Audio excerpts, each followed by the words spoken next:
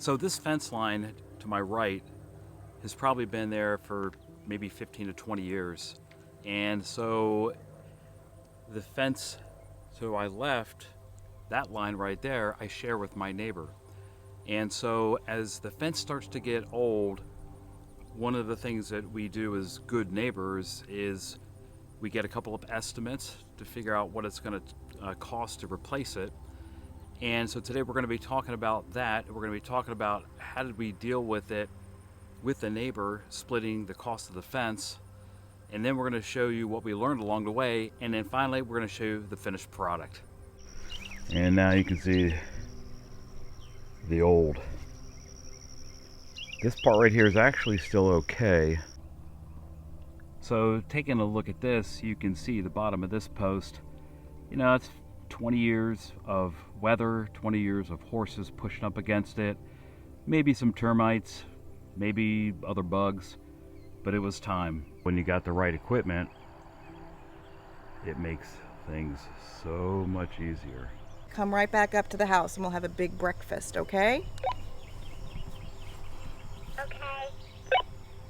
So yeah, it's grandparents week. It's Camp Grandma. The grandkids are just right up there in the house. Got the walkie-talkies, they love that.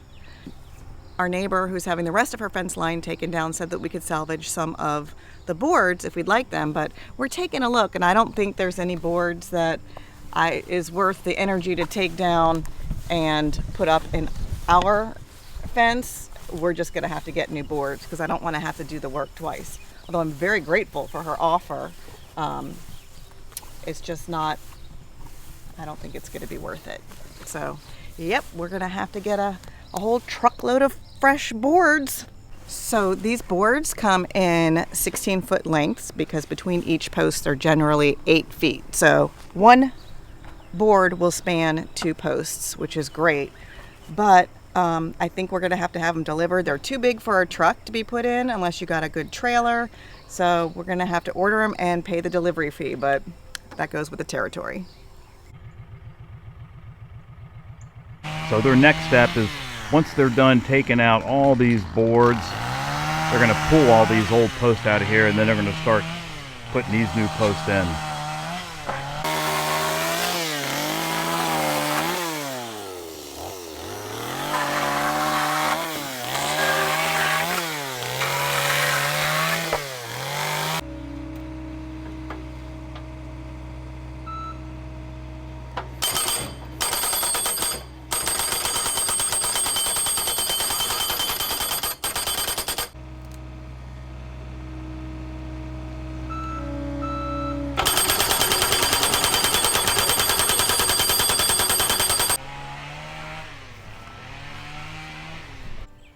And yesterday, the professional crew came in and removed all these posts and put up all these new boards. Beautiful.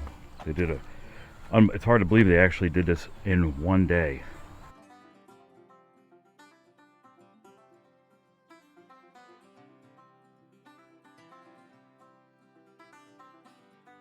So if you happen to share a fence line with your neighbor, my biggest advice to you is have a great relationship with your neighbor. I think it's biblical.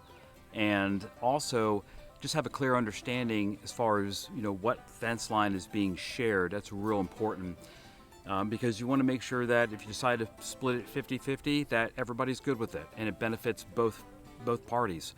So that's exactly what we did. We never had anything in writing. I'm good with a handshake, and I'm sure she is too.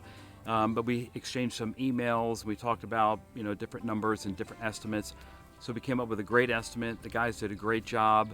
And PR Fencing, we highly recommend them. And thanks for watching. And we'll see you next Sunday on Field and Fence.